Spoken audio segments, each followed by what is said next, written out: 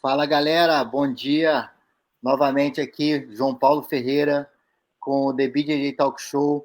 Hoje a gente tem um grande convidado. Foi até uma surpresa, né? O Fábio fazer com a gente assim, foi bem legal poder fechar com ele. E a gente está fazendo a nossa entrevista hoje é com o Fábio Gurgel, líder da Aliança. Fábio Gurgel começou a treinar em 1990, pessoal, 4 vezes campeão mundial, formou os maiores campeões aí da história, né? Marcelo Garcia, o Léo Nogueira. Então, assim, o time da Aliança em geral, né? Lucas Lepre, Cobrinha. Cara, é tanta gente, fica até difícil de falar os nomes. E a gente vai comentar um pouco da história do Fábio, que a maioria de vocês já conhece. Nós vamos falar sobre a trajetória, a transição de atleta para professor e, eventualmente, líder da maior equipe de competição da história do jiu-jitsu. E vamos assistir uma luta junto, comentar. E espero que vocês gostem, pessoal. Vamos que vamos. Obrigado, Fábio, por fazer parte aí do nosso show hoje. Prazer ter você com a gente. Valeu, Joãozinho. Prazer é meu. Grande Max, um abraço. Prazer estar com vocês aí. Só fazer uma correção aí, se for que eu comecei a treinar em 90 eu já era faixa preta. Eu comecei a treinar em 83. Já tem bastante tempo, entendeu? Mas vamos lá, vai ser um prazer bater esse papo com vocês aí. Nasceu em 70. Oi? Nasci em 70. Confundiu a data aí, né, João Paulo? Isso aí, assim mesmo. Vamos que vamos, não dá nada. Mas e aqui, Fábio, a gente é assim, você tá falando, aí o Fábio, o Max vai entrar, aí eu entro. É aquele bate-papo mesmo para ficar mais bem tranquilo aí pro pessoal. Contraído, né? Contraído. Cara, beleza, vamos que vamos. Primeiramente, bom dia, Fábio. Bom dia, João Paulo. Muito obrigado pelo convite, João Paulo. Obrigado, Fábio, por aceitar também estar conversando com a gente aqui. Pô, já tô, sei lá, acho que umas 2 semanas fazendo as lives aqui com o João Paulo. E é cada dia uma pessoa diferente, uma história diferente. E todos os dias eu estou muito empolgado para estar aqui conversando com vocês, aprendendo bastante. E, pô, foi o único dia que eu fiquei nervoso, foi hoje. Falei, pô, Fábio Gurgel, tem que me preparar, vou dar uma estudada aqui para conversar com o cara, porque o cara é muito fera. E eu queria começar com uma pergunta, Fábio. O que te mantém motivado ainda, cara, para produzir, né? Porque, pô, como você falou, começou a treinar em nasceu em 70, começou a treinar em 83, em 90 já era faixa preta, 4 vezes campeão mundial, líder de uma equipe enorme. Pô, produz um trabalho maneiríssimo aí com o Viver do Jiu-Jitsu e ainda continua produzindo com muita fome, parece até um garoto, né? E eu queria saber isso, qual é o segredo que você tem, cara, para continuar produzindo e ativo no mercado? Cara, tem uma... Muito legal você tocar nesse assunto, porque eu acho que vai um pouco de como a gente vê o mundo, né? Eu acho que tem um... na verdade, eu sempre gosto de fazer referência a alguns livros que eu tive acesso, que eu leio, que, de certa forma, vão explicando, né, como a gente pensa. Eu li um livro do Simon Sinek, que chama The Infinite Game. E, basicamente, o que ele está dizendo ali é qual é o teu mindset. Se você bota um objetivo e aquele objetivo é um objetivo finito, por exemplo, ser campeão mundial é um objetivo, mas ele não pode ser o final da linha. Uhum. Porque depois que você ganha um campeonato mundial, e aí? Você vai parar? Você vai deixar de fazer outras coisas? Né? Então, é a mesma coisa, ganhar a faixa preta é um objetivo, mas ele faz parte de uma jornada, né? Se eu comparar o que eu aprendi até eu ganhar a faixa preta em 89, para o que eu aprendi do dia que eu ganhei a faixa preta até hoje, acho que isso explica bastante, né? Assim, eu tenho muito mais conhecimento acumulado dentro da faixa preta do que até atingir ela. Então, isso prova que, assim, você nunca para de aprender e eu acho que aprender é o que me motiva a continuar me desafiando, né? Assim, A gente está num esporte que a gente tem que botar a nossa cara na reta, né? O tempo inteiro você está fazendo isso. E eu acho que isso vira um costume, né? Como é que você conquista as suas coisas? Se você correr o risco, se você sair da zona de conforto, se você cair num ambiente onde você realmente precisa se testar. Então, todas as coisas que eu fui conquistando na minha vida, elas nunca tiveram um objetivo final, né? Nunca imaginei que elas seriam o final da linha. Isso me faz continuar buscando e tentando fazer coisas maiores e melhores, né? Então, acho que esse é o mindset que eu tenho de vida, e por isso que eu continuo ainda tentando achar novos desafios que me motivem a produzir mais conteúdo, a produzir mais coisas relevantes para o jiu-jitsu, né? Que no final é o que eu escolhi para minha vida. Nada do que você conquistou era tipo o fim, como você falou, era uma parte do processo, né? Tipo, pegar a faixa preta, ganhar mundial, equipe e tal, era sempre um step. Por mais que você se dedique, de corpo e alma aquilo, e você precisa fazer, né? Se você quiser atingir qualquer coisa relevante, você vai precisar se dedicar de corpo e alma àquele projeto. Aquilo tem que ser exatamente um projeto, né? É um projeto dentro de uma caminhada de muitos anos, né? Então, imagina se eu tivesse parado, tivesse me dado por satisfeito quando eu recebi a faixa preta. Olha o que eu teria deixado de fazer, né? Ou com os mundiais, ou quando eu construí a equipe, ou quando a gente fez o primeiro título mundial de equipe. Assim, você pode ir enumerando uma série de conquistas, que todas elas fazem parte de um processo só, né? Que eu acho que ainda está no começo. E quanto a gente ia perder também, né? As pessoas ao redor. Hoje em dia você ajuda muita gente aí com o seu projeto da Viver de Jiu-Jitsu. Então, se você tivesse parado lá atrás, imagina. Muito menos pessoas com o seu conhecimento. Então, também, eu acho que a gente teria ajudado menos, né, o jiu-jitsu como um todo. Eu costumo entender o jiu-jitsu como uma coisa só, né, cara? Assim, quando a gente começa a olhar, primeiro a gente se olha como atleta, a gente se olha como indivíduo, geralmente um indivíduo bem egoísta, né? Porque você, como atleta, você tem que ganhar e você é a única coisa que importa. Depois você passa para ser professor, você vira uma chave. E agora tudo que importa é o quanto você consegue prover para os seus alunos, né?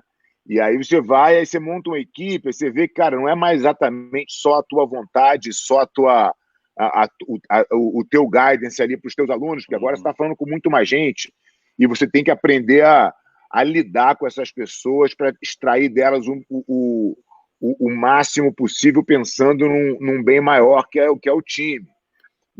Enfim, as coisas vão mudando, cara, e você tem que ir evoluindo com isso, e tudo isso faz parte de um organismo chamado jiu-jitsu. Então, quando você olha para outra equipe e acha que esse cara está contra você, você não entendeu nada, entendeu? Esse cara não está contra você. Esse cara está fazendo e está remando junto contigo para o crescimento. Se você está disputando com ele, se você chegar na final de um campeonato mundial, está disputando lá com o Bochecha, afinal, o Bochecha não está, ele é teu adversário ali, mas ele não está contra você no teu projeto de vida, né? Porque ele está também da forma dele, tentando buscar o espaço, mas todos colaborando com o jiu-jitsu, né? Dessa forma que eu gosto de enxergar as coisas, entendeu? Maneiro. A gente conversando com o Bruno Bastos semana passada, né, João Paulo? Ele comentou isso, do egoísmo do atleta e tal, mas que é muito importante para você alcançar seu sucesso, mas que quando você tem que virar professor, virar essa chave, né? De, largar um pouco o egoísmo, pensar no atleta e tal. Maneiro você comentar sobre isso. Você sabe que hoje em dia talvez seja ainda mais difícil, porque quando na minha geração, eu fui atleta a minha vida inteira, ao mesmo tempo que eu era professor. Então eu já dava aula, enfim, eu comecei a dar aula com Jacaré com 15 anos de idade, mas eu já tinha, com 19, eu fui ter minha própria turma. Então, assim, toda a minha carreira de competidor, eu era professor junto, entendeu? E isso era normal. Depois que o nível foi sendo elevado, né? E hoje o atleta, para ser um atleta de jiu-jitsu, obviamente, ele tem que se dedicar muito mais tempo e às vezes é muito difícil dele conseguir conciliar as duas coisas. Mas aí quando ele chega lá no que ele estica a corda do atleta, que ele quer virar a chave, ele está muito distante Muito atrás. de ser um professor, cara, porque não é um movimento fácil de você sair dessa chave do egoísmo do atleta e virar os 180 graus para o cara que é o professor que está ali pelos outros, né, cara? Então, eu ainda acredito que em algum momento, bem antes do final da tua carreira de atleta, você precisa começar a se preocupar com a transição, né? Senão fica difícil. Há um tempo atrás eu reclamava que eu dava muita aula, né? Eu comecei a dar aula de faixa roxa, mais ou menos faixa marrom, tinha minha academia no Brasil já, e eu reclamava, falava, caraca, todo mundo treinando pra caramba, eu tô dando aula que não sei o quê. Hoje que minha maior renda vem da academia, eu vejo que foi tão importante eu ter começado a dar aula cedo e ter aprendido a metodologia e tal.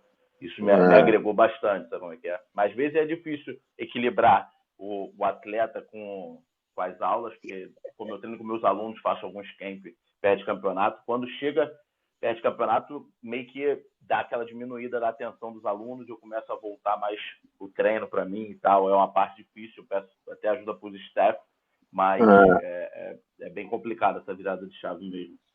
Então, cara, assim, a gente tem alguns exemplos que vão um pouco contra, a gente até conversou, a gente estava falando da entrevista do Roger, né? A gente até falou um pouco sobre isso. Quando você treina com os teus alunos e que você sai daquela pancadaria do time de competição, o que eu vejo, né, e acontecer é que o atleta ele se desenvolve mais. Eu tenho vários exemplos, né? Você pode pegar o Marcelinho, que se mudou para Nova York, que não tinha treino nenhum, Cobrinha, Lucas Lepre, Bruno Malfacini. São muitos exemplos de pessoas que saíram daquele treino pancadaria todo dia de competição, né? E se desenvolveram tecnicamente para um nível que talvez eles não conseguissem chegar se eles ficassem naquela... Quebra um pouco o ego também, né? Tipo, não, e você pode arriscar, mano. Eu vou arriscar e se eu conseguir... Se der ruim, eu vou sair da posição. Tal. Você pode, com o teu aluno, você fala, pô, cara, hoje eu vou treinar só ficar no sufoco, entendeu? Você sabe que você tem um controle muito maior. Você vai fazer isso com um cara que tá do teu nível, você vai bater a cada 3 segundos, entendeu? E você não quer perder o treino, porque aí tem todo o ego da academia, da luta em si, enfim, e do campeão e tudo mais, né? Então, acho que é um problema aí que o atleta, no meu ponto de vista, ele tem que se preparar para fazer uma transição, né? E eu acho que muitas vezes isso não acontece. Sim. Fábio, entrando nesse assunto, o atleta se preparar. Eu vejo hoje, para quem não sabe, eu sou faixa preta do professor Thiago Rocha, que é faixa preta do Fábio. Então, assim, eu tive muito uma mentoria do Thiago através de você, né? Ele foi aprendendo com você e ele foi repassando para os alunos. Eu vejo assim o trabalho que a Aliança proporciona em prol do profissionalismo como futuramente professor após você virar atleta, né? Então, assim, o quão a gente aprende em relação a tocar uma academia, a parte do negócio em si, né? A gente vai aprendendo e muitas coisas a gente só observando, né? O Thiaguinho foi introduzindo várias coisas que muita gente na época, será que vai dar certo? Mas eventualmente a gente viu que esse era o movimento para o futuro do jiu-jitsu, né? Você é um cara muito que eu observo. Você pensa lá na frente já, né? Você tá tipo 3 anos à frente do que vai acontecer agora. A gente vê isso, né? Pelos passos, por exemplo, eu observei isso, 3, 5, quem sabe.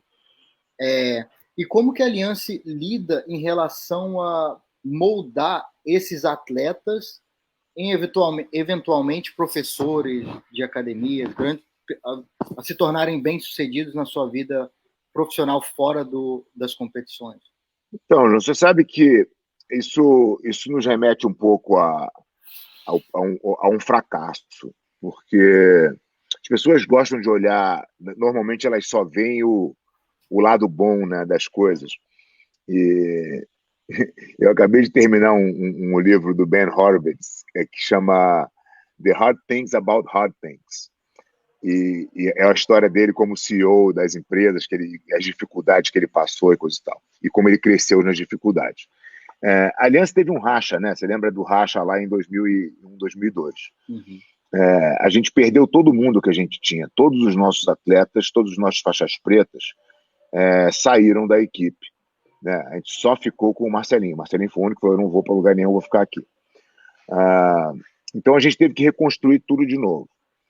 Olhando para trás, e obviamente esse momento foi um momento muito difícil, eu também não tinha essa clareza que eu tenho hoje do que aquilo levaria a gente como aquilo me moldaria, né, para não passar por aquela situação de novo. E uma das coisas que eu entendi é que a gente precisaria criar oportunidade. Então, desde aquele momento, quando a gente começou a refazer o nosso time, a gente ficou com esse intervalo, né? A gente teve o racha 2001, 2002, quando a gente ainda estava brigando ali. Era uma fase que a Gracie Barra estava bem forte, mas a gente já estava brigando, e de repente a gente saiu do mapa. E ficamos fora do mapa até 2007, quando a gente sobe no pódio de novo, e aí em 2008 a gente volta a ganhar. Esse período que a gente ficou fora do pódio foi um período onde a gente trabalhou muito para reconstruir a equipe, para construir, para implementar a metodologia de ensino em todas as nossas escolas. Foi um momento de muita importância também, né, de padronizar. A padronização de uniforme veio bem depois, mas assim, a metodologia, principalmente, ela foi implementada nessa época. E aí, quando a gente começou a perceber que nosso time de competição estava voltando com força, a gente falou: bom, beleza, o que eu preciso fazer para esses caras aqui? O que eu preciso criar de oportunidade para eles, para que não aconteça nenhuma necessidade deles quererem sair e montar a própria história, né?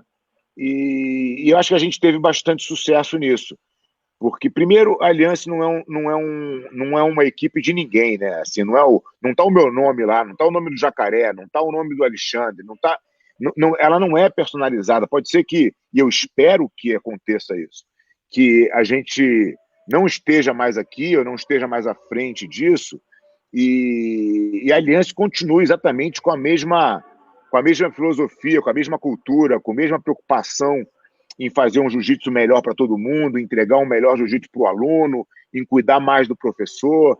Então, a gente vai lá atrás de novo no que a gente falou do mindset de não ser uma coisa finita. Eu não vejo a Aliança como uma coisa finita. Isso não é um negócio que vai acabar. Isso não é um negócio que vai terminar quando o Fábio sair, né? Então, isso naturalmente cria oportunidade para as pessoas que estão dentro do grupo de se posicionarem enfim, se colocarem ali dentro do grupo da melhor maneira e poderem também vivenciar a liderança dentro do grupo em diversos aspectos, né? Eu acho que é nessa função que a gente trabalha, de criar oportunidade para os nossos alunos, atletas e professores. Vocês realmente tratam a Aliança como uma empresa, né, Fábio? Não é só um time, né, de jiu-jitsu, é uma empresa que tem o seu CEO e, eventualmente, ela... Cara, a Aliança surgiu, isso é legal falar assim, a Aliança surgiu como uma equipe de competição. Qual o motivo que a gente fundou a Aliança? Pô, meus alunos estavam lutando contra os alunos do Gigi, contra os alunos do Jacaré nos campeonatos. E, porra, não tinha o menor sentido. Por que o meu aluno vai ter que lutar com o aluno do Jacaré antes de lutar com o aluno do Carson, Exato, que era a nossa academia rival? E a gente decidiu que a gente ia juntar todo mundo numa bandeira só, né? Então, a Aliança surge como uma equipe de competição. Mas o que acontece? A gente percebe que os alunos tinham um mega orgulho de defender a bandeira, né? Aquilo era muito mais do que simplesmente uma equipe de competição. A gente era realmente, cara, uma família que gostava muito um dos outros e, pô, tinha muito orgulho de fazer parte, de representar o Jacaré e, consequentemente, os meus alunos de me representar. Então, a gente foi juntando todo mundo, entendendo que a gente tinha algo mais ali. A gente, logo depois, vira uma associação que, junto com o Racha, ela termina, ela acaba. E tinha um problema muito grande antes do Racha, porque era muito cacique para pouco índio, né? A gente fazia a gente tentava definir qualquer coisa, era uma reunião onde tinha um monte de gente piruando, um não querendo dar poder para o outro, uma mentalidade muito pouco produtiva na época. Mas beleza, a gente passou por isso. Quando teve o Racha, na real, foi aquela fase realmente de reestruturação. E aí ficou muito mais fácil, porque só tinha eu, o Jacaré e o Gigi. E aí eu fui tocando, a equipe estava mais centralizada comigo, né, na minha academia de São Paulo, e eu sempre tive essa proatividade de fazer as coisas, de tentar criar as regras que eu imaginava que seriam benéficas para a gente no futuro. Pô, fui tendo cada vez mais o suporte deles. E a Aliança, como empresa como ela é hoje, a Aliança hoje é uma empresa de licenciamento e de metodologia e marca, né? Esse modelo que a gente tem hoje, ele foi criado em 2014 e ele foi reeditado agora em 2019. A gente teve que mudar para um modelo de SA, né? A gente não mais é uma empresa limitada, então virou Aliança Participações, que é um outro degrau, né, em termos de empresa. E é o que a gente faz hoje, criando mais ferramentas e dando mais suporte para os nossos filiados ao redor do mundo. Isso me leva, a outra pergunta anterior me leva a uma pergunta que eu tinha aqui anotado, que é sobre um momento de crise. Você já tinha passado um momento de crise. Você acha que essa abertura da equipe aí em 2001, 2002 foi um momento de crise para a Aliança, sim? E vocês saíram bem, né? Conseguiram retomar. Eu queria saber, a pergunta era basicamente isso. Se você já passou por algum momento de crise, como você saiu dela? Acho que, de repente, foi então, isso aí, né? Não sei. A gente passou por essa crise, realmente foi muito traumático, né? Porque existia aí não é só uma crise onde você olha e fala, puta, cara, tive um problema financeiro, ou estou com um problema, sei lá, como a gente está vivendo essa crise agora. Existia um componente emocional muito grande. A gente tinha uma ligação com os nossos alunos na época, muito próxima. Eram os caras que tinham sido criados dentro da academia. Que abriram a TT? Foi a Brasa, né?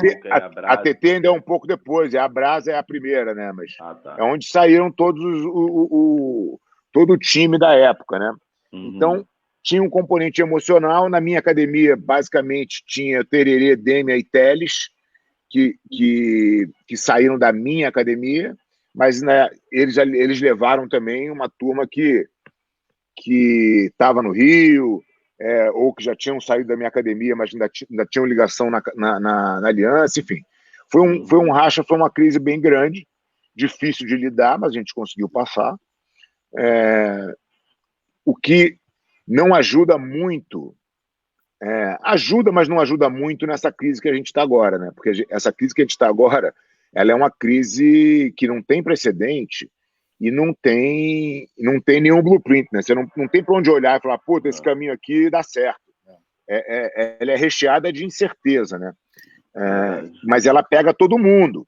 Então, assim, não é particular tua, porque se você olhar para trás lá, aquela crise era minha, não era de mais ninguém. Né? A Gracie Barra estava voando, estava tudo certo com todo mundo. O problema era só interno.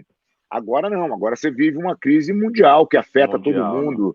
A gente não sabe quando isso vai terminar. Então, assim, só tem incerteza. Então, a única certeza que a gente pode ter, cara, é que a gente vai fazer o nosso melhor, né? E a gente vai pensar positivo e provavelmente isso vai acabar uma hora e a gente vai sair dessa crise melhor do que a gente entrou, né? Isso que nos motiva todo dia a continuar trabalhando e treinando, e estudando, e tentando dar suporte para os nossos filiados de uma maneira ainda mais próxima do que a gente fazia. O que te fez sair dessa crise aí, eu acho que para montar um time maior foi o conhecimento e buscar estruturar o time, talvez, né? Tipo, de repente eles ficaram saindo por falta de oportunidade, então vou estruturar o time aqui, ajeitar a casa, que os próximos que vierem não vão precisar sair. Essa foi Então, Max, você sabe que eu não tinha, como eu falei, eu não tinha exatamente esse entendimento, né? Eu tinha uma decepção muito grande, então eu fiquei muito tempo com a decepção, um sentimento que era ruim, mas, por outro lado, eu precisava cuidar do meu negócio. Então, como é que eu cuidava do meu negócio? Cara, eu vou implementar essa metodologia aqui na risca, eu vou testar tudo que eu tiver que testar, a minha academia vai ser o laboratório, eu vou fazer isso funcionar. E, de repente, a minha academia explodiu, né? Eu comecei a realmente ter uma academia de muito sucesso. Isso foi me trazer... Isso, além dos atletas que eu gerava ali, eu fui atraindo mais gente. Né? E as pessoas foram vindo e buscando, pô, deixa eu olhar esse sucesso de perto, deixa eu ver como é que funciona. Então, isso fez com que a gente conseguisse ainda acelerar mais o processo de reconstrução da equipe, que eu tinha na minha cabeça que a gente ia demorar 10 anos para fazer, a gente fez em menos de 6, né? Então, eu não tinha exatamente o entendimento. Quando eu me vi com a equipe pronta, eu falei, opa, isso aqui vai virar uma panela de pressão muito rápido. Enquanto está todo mundo buscando, porque era todo mundo da mesma geração, cara, e todos eles conseguiram os títulos mundiais deles ali dentro. Então, era todo mundo muito começando, né? Uhum. Então, tirando o Cobrinha e o Malfa, chegaram com um título cada um, né? Mas ganharam a maioria das coisas que eles ganharam ali dentro. Então, a gente tinha uma motivação que eu sabia que ia segurar esses caras durante algum tempo ali, porque eles tinham a vontade, a fome de serem campeões, mas isso não ia durar muito tempo. E eu precisava, nesse meio tempo, criar as oportunidades. E foi o que a gente começou a fazer. A gente começou a mandar os nossos atletas para as oportunidades que a gente criava, na maior parte das vezes, fora do Brasil. Naquela época ainda era mais difícil de fazer dinheiro só lutando, né? Então os caras ganhavam o Mundial aqui, para se virar, mas quando queria criar família, construir as coisas, tinha que começar a dar aula, a maioria das vezes, né? Então, se não tivesse a gente criou, nessa época da equipe, a primeira ação que a gente teve, que eu acho que teve bastante sucesso, a gente pegou esse time de campeões e a gente rodava. Eu diminuí muito a minha carga de seminário e eu comecei a mandar esses meus alunos, esses meus campeões, darem seminário em todas as nossas unidades, Europa e Estados Unidos. Ficava uma semana antigamente, né, Fábio, lá, galera? Cara, os caras passavam até 15 dias. Então, eles ganhavam, eles iam fazer, 4 academias de uma vez na Europa, passavam 2 meses viajando, voltavam com dinheiro para manter eles aqui o ano inteiro tranquilamente treinando. Né? Então, a gente fez isso por alguns anos, até que isso também foi ficando insuficiente. Né? Foi ficando insuficiente, a gente tinha que criar mais coisa. E é o que a gente trabalha até hoje, a gente continua criando mais e mais oportunidades, né, cara? Mais e mais modelos de negócio para os nossos atletas e filiados se beneficiarem mutuamente, né? Não, com certeza. Quando você fala, né, de criar oportunidades, viver de jiu-jitsu, eu posso falar um caso pessoal, né? Eu abri a minha escola há 8 meses, eu consegui implementar metodologia, padronização, ambiente. Então, assim, em 7 meses eu tinha 140 alunos antes da gente fechar. Então, assim, eu aprendi muito com o que você ou com o que a Aliança faz, né? Para eventualmente, quando eu abrisse a minha academia, eu já tivesse um certo sucesso de cara, né? Conseguir trazer os alunos, conseguir mantê-los também, né? Eu até fiz o seu curso, que é Viver de Jiu-Jitsu, eu recomendo para todo mundo aí. Quem dá aula de Jiu-Jitsu precisa ter esse curso. Precisa fazer esse curso. Porque o investimento, né? Eu não estou gastando dinheiro, eu estou investindo em mim. Estou investindo no meu conhecimento. Então, eu vou ganhar muito mais, eventualmente, com isso. E você sabe que a gente, quando começou essa crise, essa pandemia, a primeira coisa que a gente fez, a gente abriu nosso portal de vídeos, né, inteiramente gratuito para todo mundo, para a comunidade do jiu-jitsu. A gente pegou o Viver de Jiu-Jitsu e deu 70% de desconto. Ele continua com 70% de desconto na plataforma. Hoje, ontem à noite, a gente lançou a metodologia de iniciantes, que é exatamente o que virou o jogo da nossa escola. Ela foi reeditada, né, há um ano atrás e ela está agora na plataforma online. A gente lançou ela de novo agora essa semana com 70% de desconto também. Essa é uma oportunidade, isso não vai acontecer nunca mais, né? Tem um código? Podem correr aí e aproveitar. Tem o código, que está no meu Instagram lá, e o Instagram já está com o código dentro, né? Que é Eu Quero 70, e tem o link para ir para compra direto para compra e poder. Ainda é parcelado, que assim, quem quer fazer, faz, entendeu? Quem quer estudar, se melhorar, qual é o problema do jiu-jitsu como um todo? Não existe, ou não existia, né? Um material de estudo. Você montava a sua academia totalmente baseado na tua experiência, no que você aprendeu.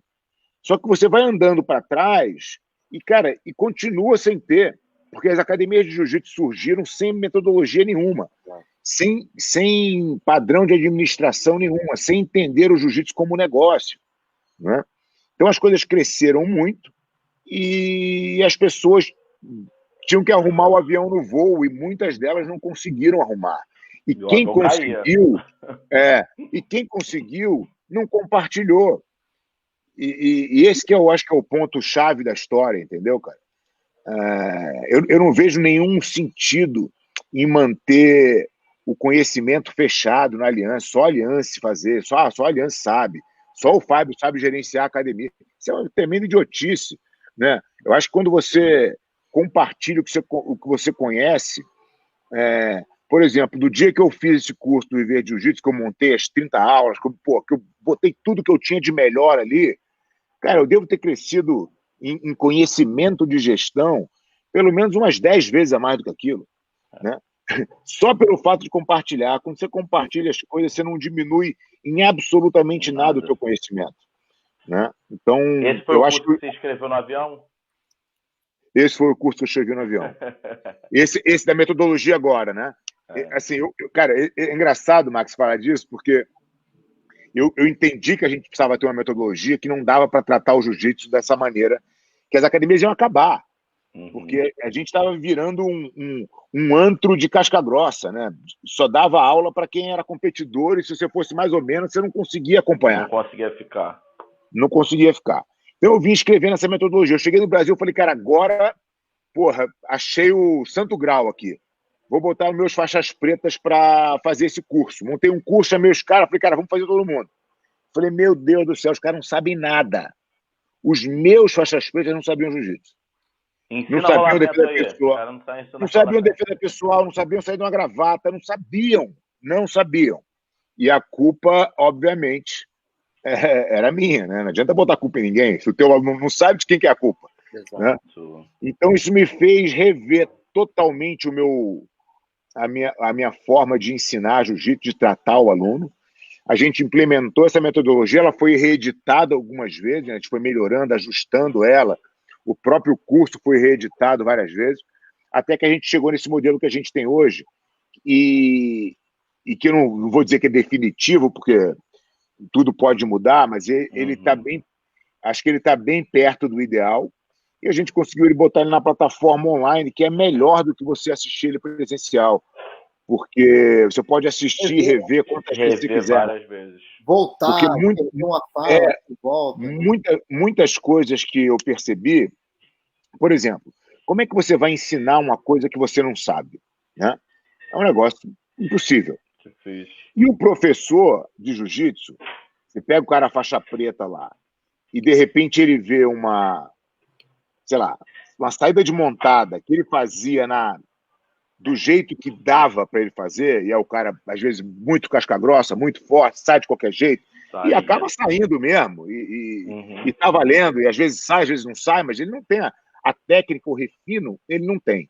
Quando você mostra a forma de você ensinar aquela técnica num curso, muitas vezes o cara fica constrangido, porque ele não sabe a técnica, ele não tem o refino. E quando ele não tem o refino, ele não consegue ensinar, né?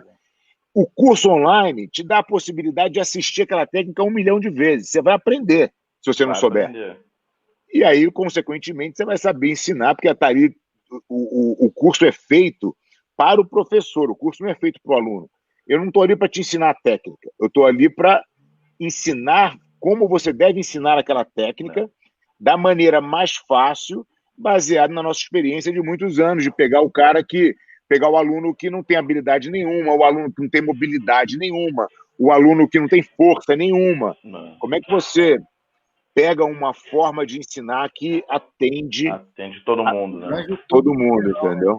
E isso foi ensinar um cara que já vem de esporte, já é um cara atlético, é tranquilo, né? Fácil. Eventualmente fácil, né? Quando pega os Wesley aqui, fala, é mole isso nesse cara. Eu quero ver pegar, a tiazinha aqui. E na real, você nem precisa ensinar tanto, né, cara? Você dá pro cara uma noçãozinha ali, o cara tão atlético, tão casca-grossa, que ele se vira. Ele faz, entendeu? E é isso que acaba acontecendo na maioria das academias que não seguem uma metodologia. E esse treinamento aí que você escreveu... Deixa eu só colocar o curso aqui, Mark, na tela. Pode botar. Eu coloco viverdejiu-jitsu.com ou eu coloco o link do Hotmart? Bota o link do Hotmart que já vai direto, né? Mais fácil. Beleza, vou colocar para a galera aqui na tela com código de desconto, que aí eu quero 70. Não. O eu quero 70 é o da metodologia, né? E o Viver de Jiu-Jitsu, o código é oportunidade_70. Aproveita aí, hein, galera, que não vai ter de novo essa promoção, não. 70% eu nunca vi. Não, essa aí nunca... Eu não peguei, galera. Eu não no escritório queriam me bater. Falei, pô, você tá maluco? 70%? Falei, deixa eu fazer, vai. Pô, eu não todo mundo trancado em casa. Galera, isso aí, aproveita. 70% é para você valorizar e não falar que foi de graça, entendeu? Se for de graça, você não vai valorizar. Ô, Max, eu vou te falar o seguinte, cara. Nem que eu quisesse fazer de graça, a plataforma não me permite. Né? A gente está na Hotmart, é uma plataforma mundial aí de cursos online, coisa e tal, e ela não te permite zerar. Exato. Entendeu? Então você tem que... Não, mas isso é bom, o cara não tem que pagar, senão ele não valoriza. Não, cara, de graça não tem como, né? De graça, se você não valorizar, se você não se preocupar, e é engraçado, porque eu consigo acompanhar, né? As pessoas que entram no curso, eu consigo acompanhar o quanto elas fizeram de cada aula, quantos % elas assistiram, né? Então é interessante ver quem se dedica realmente para aprender e quem não... É o cara que compra o livro e não lê. E o legal do curso é você poder interagir com o Fábio, né, cara? Várias vezes eu comentei lá, ele respondia. Teve até a live, né, que teve, a que você fez também, que foi bem legal.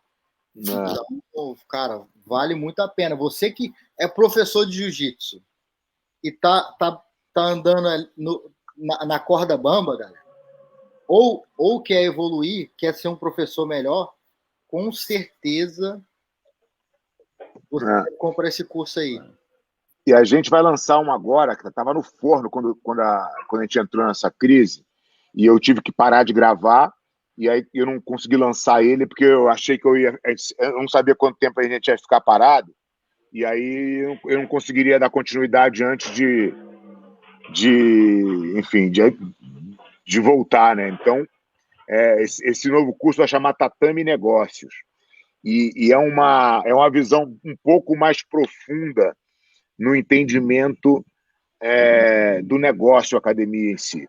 Então, um curso que eu estou fazendo junto com o Luiz Amoroso, que é um gestor de academias aqui no Brasil fantástico.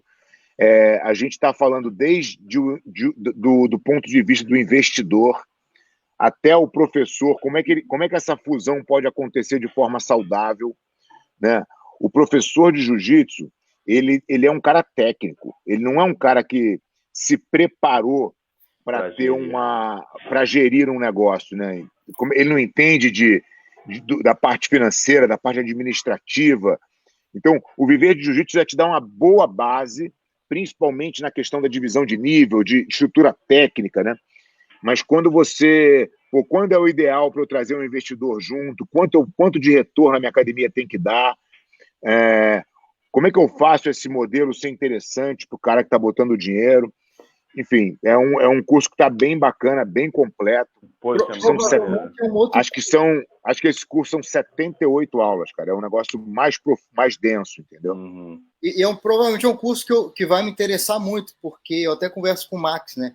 Eu tive propostas, depois que muita gente viu a minha escola aqui, eu tive, tipo, no mínimo, 5 pessoas falando, cara, eu quero quero entrar com você nesse projeto. Eu falei, não estou preparado ainda, eu tenho que estruturar o negócio inteiro para poder replicá-lo. E esse é o meu objetivo, né? Replicar de uma forma. Às vezes o cara não abrange o negócio dele por falta de conhecimento até, né? Tipo assim, às vezes tem uma escolinha pequena ali, ele quer crescer, tem um investidor, mas fica com medo de perder muito, tipo, com o crescimento. Então, cara, o investidor nem sempre é o melhor caminho. Uhum. É isso que a gente explica no curso. Assim, nem sempre você precisa de um investidor. Mas tem várias situações que você precisa.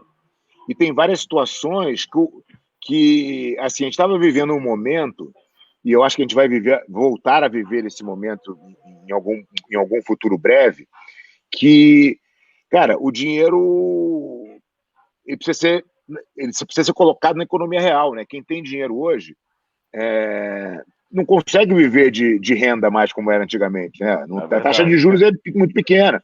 Então o cara tem que botar o dinheiro na economia real. Por que ele não vai fazer um negócio que ele gosta, que ele acredita, que está bem estruturado, que tem uma margem de lucro boa, se bem administrado? Então a gente mostra todas essas possibilidades aí, né? Então é um curso que atende o investidor que quer investir no jiu-jitsu, que atende o professor que já é dono de uma academia em como ele estruturar para crescer, eventualmente tendo um investidor ou não, e atende muito o professor que precisa entender do negócio para que ele possa eventualmente criar um projeto para apresentar para o investidor, que eu acho que é uma situação muito comum no jiu-jitsu, né? O atleta é um cara extremamente talentoso, casca grossa, até eventualmente dá uma aula boa, mas, cara, ele não entende nada de negócio, ele não sabe o quanto vale o conhecimento que ele tem, quanto vale o nome que ele tem dentro do esporte. Então a gente fala de todos esses pontos aí, vai estar um curso. Estou bem animado para lançar isso aí, vai ser bem legal. E até vender a própria imagem, né? Às vezes o atleta não consegue vender a sua própria imagem. Sim. Fábio, você acha que a criação desse primeiro modelo aí dos faixa branca foi essencial para você quebrar aquela chave de tantos números de alunos? Porque a gente vê, você está em São Paulo, no Brasil, e tem um número gigante de alunos, mais de 300 alunos na Aliança São Paulo, e é muito difícil ver academias de jiu-jitsu com esse número de alunos. Você acha que essa padronização aí do treino de iniciante, né, foi essencial para isso? Cara, quando as pessoas me perguntam a razão do sucesso da Aliança, todo mundo, num primeiro momento, tem a ideia de que são os campeões, né, que são os grandes talentos que a gente produziu ali. Mas não é. O sucesso da Aliança, ele está totalmente baseado no módulo de ensino e o módulo 1, que é esse módulo de beginners, né, de iniciantes, ele é a virada de jogo. Ele é, assim, foi onde a gente passou de ser uma academia de jiu-jitsu voltada para o casca grossa para ser uma escola de jiu-jitsu voltado para todos, né? Então a gente saiu, nessa época que a gente está falando aqui, a gente devia ter 100 e poucos alunos de academia, 150, na época. E a gente saiu para bater a capacidade máxima da nossa escola com mais de 500 alunos. Então, essa é a virada, e a curva, ela é, cara, exponencial, porque você começa a realmente atender o público que quer fazer jiu-jitsu e não tem possibilidade, entendeu? Então é uma que chega na academia e fala, Deus me livre, isso aqui não é para mim. Entendeu? Amanhã eu não vou trabalhar se eu treinar. Tipo isso, né? Exatamente, é bem por aí. E começar a entregar o benefício do jiu-jitsu, né? Ao invés de entregar o jiu-jitsu, né, Fábio, para uma pessoa que é leiga, entregar quais são os benefícios do jiu-jitsu e, eventualmente, a pessoa vem tentar uma aula, né? Você fala... Até você uma vez, quando você veio aqui dar um seminário, você até comentou da parte do marketing digital que você fazia, das campanhas, e direcionar as campanhas para certo público, né? Para mulher, defesa pessoal, feminino, mas você o mesmo produto, saber entregar ele de forma diferente através do seu benefício, né? Então, a gente tem que entender o seguinte, cara. Tive que mudar aqui para carregar o computador aqui. A gente tem que entender o seguinte: os alunos, eles procuram o jiu-jitsu por diferentes motivos, né? Eles têm objetivos diferentes. Quando o cara quer perder peso, o cara quer ganhar mais confiança, o cara eventualmente quer ser um atleta, o cara quer sociabilizar. Tem várias coisas que trazem o aluno para a academia. Então, se você tentar entregar o teu jiu-jitsu, ou vender o teu jiu-jitsu, ou divulgar o teu jiu-jitsu da mesma maneira, isso vai ter pouco sucesso. Porque o que faz você se interessar por algum assunto não é a mesma coisa que faz um médico se interessar.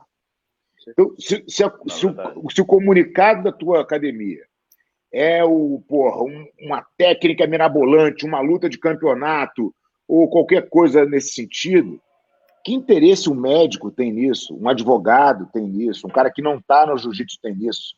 Nenhum. Eu vejo as pessoas colocando técnica de jiu-jitsu no Instagram.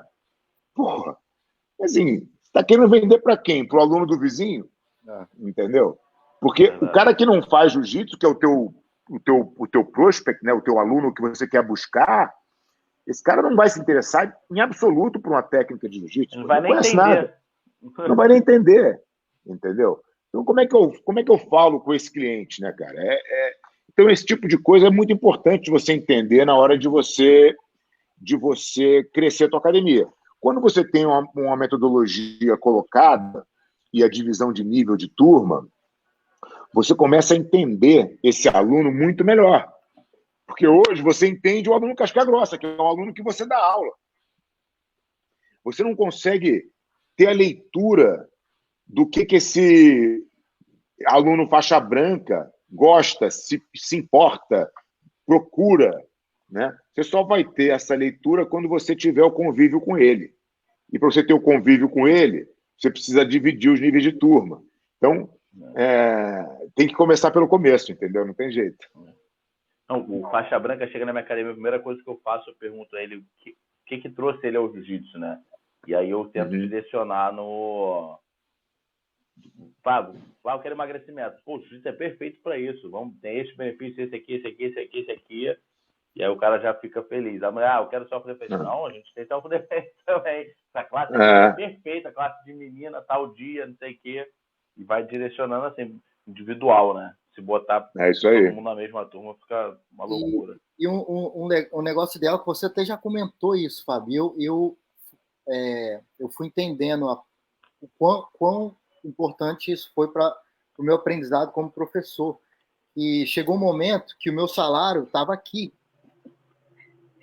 A academia crescia, meu salário estava aqui. O meu patrão não queria subir, né? E aí eu falei, cara, como que eu vou aumentar minha renda? Eu falei, aula particular. Eu coloquei uma meta, eu falei, quero tanto, quantas aulas particulares eu preciso dar por mês para isso? Aí eu fazia 30 aulas particulares por mês, além de todas as aulas que eu dava. Nossa. Mas eu peguei o público que era a senhora de 70 anos de idade, que tinha problema nos nervos do corpo inteiro. Eu tive aluno que tinha machucado no quadril, e eu fui entendendo como lidar com cada tipo de aluno individualmente. Eu fui entendendo os seus problemas também através disso, entendendo como ensinar o aluno, né? Você até comentou que você dava muita aula particular aí também Quando você mudou Nem fala. São Paulo, né? Nem fala. Eu sempre dei aula particular, cara. Mesmo no Rio, quando as pessoas falam, não, no Rio de Janeiro não funciona, não sei o quê, eu falo, pô, não funciona? Ou será que esses caras estão indo atrás do cliente errado, né? Uhum. E eu sempre tive bastante aluno particular, inclusive no Rio. Quando eu mudei para São Paulo, realmente, a quantidade aumentou bastante. Tinha uma época que eu dava 8 aulas particulares por dia, mais as coletivas. E essa era a época que eu tinha que treinar com os caras no meio-dia, lá com a equipe, essa equipe aí que a gente falou antes. Então, era realmente o dia inteiro no tatame, dando, né, aula, extremamente exaustivo, mas foi muito importante para eu criar uma cultura na minha academia de aulas particulares, né? Hoje, a Aliança São Paulo tem mais de 60 alunos particulares, que estão divididos por todos os professores lá, o que faz com que os professores também consigam ter uma receita melhor e que eu consiga manter eles lá na Aliança São Paulo com professores de altíssimo nível. Então, foi uma coisa muito importante e é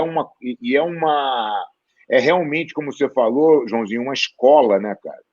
Da aula particular é uma grande escola para o professor, porque você tem que lidar com situações muito distintas.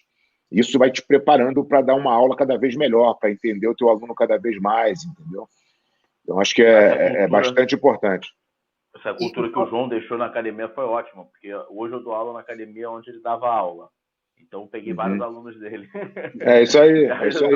Vai passando, né? Graças a Deus eu consegui... E eu já vim com o script, né? Tipo, ó, Max, esse aluno aqui tem tal problema, esse aqui tem tal problema. Vai nessa direção aqui que tu vai conquistar esse aluno. Vai assim, vai assim. E ele veio me passando feedback e eu peguei tudo.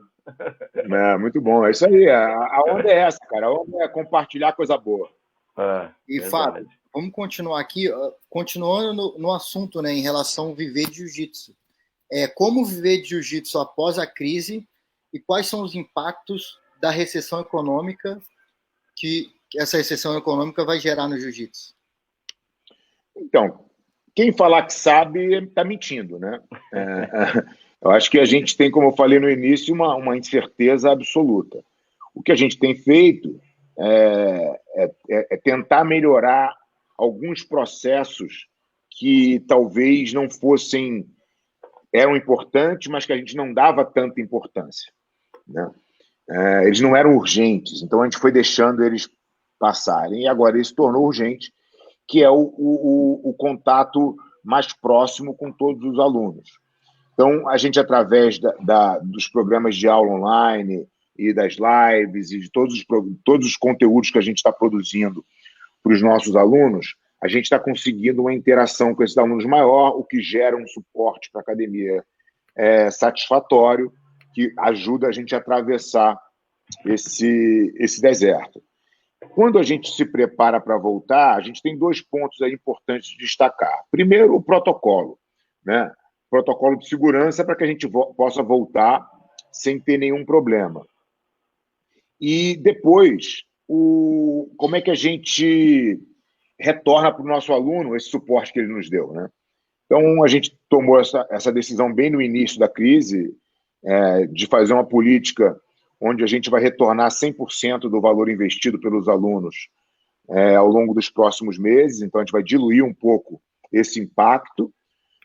Então, a gente tem aí um débito, pelo menos pelo próximo ano, aí, a gente vai trabalhar um pouco mais apertado, para que a gente pudesse ter esse fôlego e sobreviver nessa crise, né, com o suporte dos nossos alunos. A gente criou o incentivo dos seminários para trazer mais valor ainda para o nosso aluno que está suportando a academia nesse momento. E a gente não sabe, a gente tem algumas pesquisas que já demonstram que os alunos querem voltar a treinar. Então, aquele receio que a gente estava de será que o nosso aluno vai ter medo de voltar pelo contato físico que tem o jiu-jitsu, aparentemente a gente não vai ter esse problema. Mas a gente, de novo, né? Isso é achismo, né? A gente não tem, só vai ter a comprovação de quando a gente de fato abrir. Existe na sociedade como um todo uma consciência de que a atividade física é uma coisa necessária. E aí, falando um pouco de Brasil, o Brasil é um país extremamente sedentário, então talvez a gente tenha uma parcela da população agora com mais disposição e entendendo a necessidade de cuidar da saúde. Isso pode jogar para o lado positivo. Então, a gente tem esses 2 pontos aí positivos no retorno, né? Os alunos estão querendo voltar e a gente tem aí uma faixa da sociedade entendendo que as pessoas precisam fazer mais atividade física. Em contrapartida, você tem, obviamente, o receio das pessoas em estarem tão próximas numa atividade de contato. Por isso que o protocolo é super importante de ser seguido, né? Ele vai trazendo a normalidade da academia em algumas fases, né? A gente tem um protocolo aqui de 5 fases, para só após a 5ª fase a academia volta a funcionar normalmente.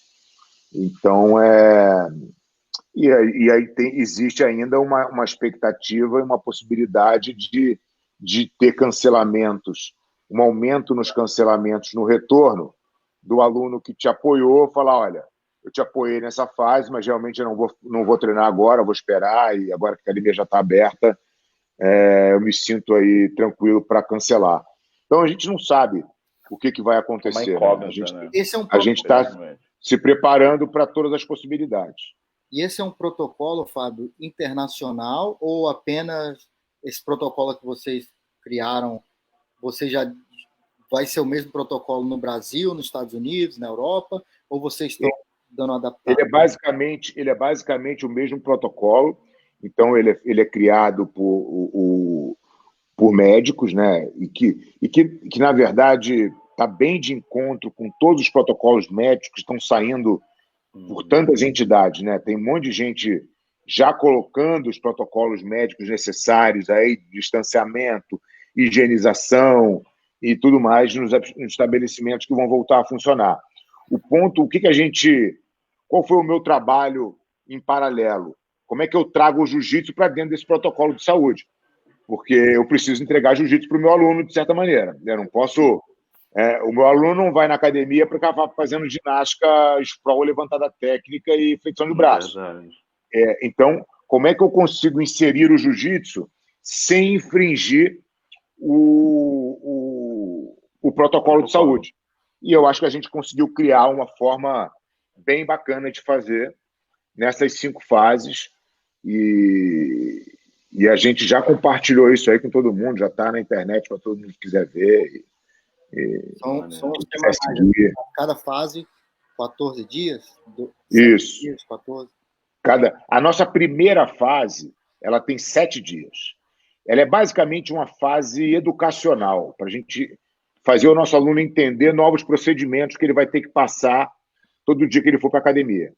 Né? Então, ele tem o processo de higienização, ele tem que assinar um waiver todos os dias, ele tem que saber que as aulas vão ter aquela característica, que ele tem que usar o vestiário sozinho, e, enfim, tem uma série de recomendações na primeira fase e o que a gente conseguir possível de aula.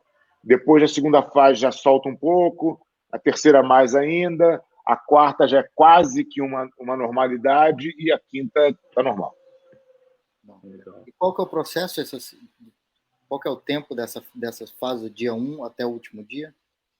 Cara, são 14 dias cada fase. Você está falando aí de 2 meses e meio. 2 meses e meio. Então, provavelmente lá para agosto vai estar normalizado. Eu diria que até um pouco antes, porque a gente deve voltar em maio, né? Dia 10 de maio parece que libera. Então a gente teria aí junho e julho inteiro, final de julho, início de agosto. E o que você vê das federações em relação ao ano, né? O resto do ano letivo aí para competição? Eu não vejo nada. Mundial, não vejo nada. Ano. Acho que não vai ter nada também. A federação, cara, eu tenho conversado com a BJJF, né? sim, frequentemente. Eles decidiram lá, eles fizeram uma previsão do que poderia acontecer e foram se posicionando, mas uma das coisas que eles me falaram é que só vai haver qualquer campeonato com 3 semanas de academias, com 3 meses de academias abertas. Então, vamos imaginar que algumas academias vão abrir só em julho, em alguns lugares no mundo. Uhum. Você teria aí agosto, setembro, outubro. Pô, já está novembro. Para fazer PAN mundial, o brasileiro. Não, esquece. E a preparação, né? Eu acho até injusto, né? Por causa da economia também, porque de repente, 3 meses de academia aberta, mas a economia do país está ferrada e os caras não têm viajar para lutar. O dólar R$6 quase. Pois não tem condições. Então, é uma situação difícil, cara. Eu acho que talvez seja até um momento da federação usar isso, porque eu acho que a Califórnia vai sofrer mais tempo. Talvez usar isso para realmente começar a tirar os campeonatos de lá e rodar os campeonatos em outros países, entendeu? Sei lá, a gente tem que pensar que a gente vai enfrentar, costumo dizer, uma nova normalidade. A gente vai voltar para a normalidade? Vai. Alguma normalidade a gente vai. Talvez não seja a mesma que a gente vivenciou antes da crise, né? E a gente vai ter que se adaptar e tocar nosso barco nessas novas condições, entendeu? E, Fábio, em relação ao aprender jiu-jitsu, né? O que você acha que vai acontecer com as plataformas online? Muita gente está entendendo que é possível não treinar jiu-jitsu apenas online, mas é possível continuar aprendendo jiu-jitsu através da internet, né, online. A própria plataforma online também, que a gente criou há 2 anos atrás. Então, assim, você tem a sua plataforma online, você vê um mercado de, por exemplo, aulas particulares virtual para o futuro. O que você acha desse mercado online aí do jiu-jitsu? Eu acho que o online ele é um mercado que, obviamente, não pode ser desconsiderado. Eu acho que as pessoas estão tentando descobrir, principalmente agora, novas plataformas e ferramentas e novos tipos de aula que funcionam online. Uhum. Mas eu acho que isso é super positivo, tudo é jiu-jitsu, acho que não tem nenhum problema. O ponto principal é que não dá para querer substituir o que o jiu-jitsu em loco proporciona, né? Porque você só vai viver as dificuldades do treino no treino. Você só vai superar as dificuldades que você precisa superar e que é isso que vão, na verdade, te fortalecer e te moldar, né, através das lentes do jiu-jitsu. Isso nunca vai acontecer online. Então, eu acho a ferramenta online fundamental, mas se você quiser realmente ter a experiência de jiu-jitsu e ter a experiência de jiu-jitsu, na minha opinião, é você ter condição de viver, de olhar o mundo através das lentes do jiu-jitsu, de como pensar a sua vida através de um pensamento mais racional, que o jiu-jitsu te ensina isso de uma forma bastante natural. Se você quiser que realmente o jiu-jitsu faça parte da sua vida, você precisa botar teu couro na reta aí. Para ralar, não tem jeito. Tatame, senão não tem como. Não tem outro jeito. Não, mas eu acho que isso abriu muita oportunidade também, né? Tipo, muita gente está vendo um novo mercado aí, isso é importante, porque mais maneiras de estar levando o jiu-jitsu para as pessoas também, e mostra também para os alunos a falta que o jiu-jitsu faz, né? Às vezes o cara, não vou treinar hoje não, mas vou dar uma estudada aqui. Não, vai lá treinar, porque tu não treinar, tu vai ficar para trás. Não, então, eu acho que tudo é muito válido. Acho que negligenciar uma plataforma online, seria um tiro no pé. Mas não acho que substitua de forma nenhuma, entendeu? Acho que é um complemento muito legal. Acho que as pessoas que querem ter acesso ao que você ensina e não moram na tua cidade, tem acesso online. Acho que tudo isso é muito válido. E você começou, eu lembro de ter uma fita VHS sua, em inglês. Assim, a gente fala hoje do online e tudo, mas lá atrás você já tinha visto esse mercado, né? Do aprender à distância, né? Porque existia o jiu-jitsu estava em franca expansão, né? Eu gravei esses vídeos em 97. O jiu-jitsu estava em franca expansão, mas existiam muito poucos profissionais de qualidade para fazer esse espalhamento aí, né? Essa expansão do jiu-jitsu.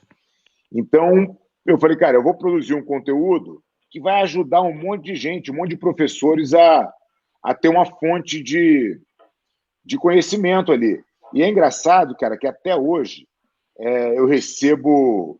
Às vezes eu vou num campeonato, o cara fala, pô, Fábio, eu montei minha academia inteira baseada naquelas 15 fitas. Era só o que eu ensinava. E hoje eu tenho uma escola, pô, vivo da minha escola já há mais de 20 anos, coisa e tal.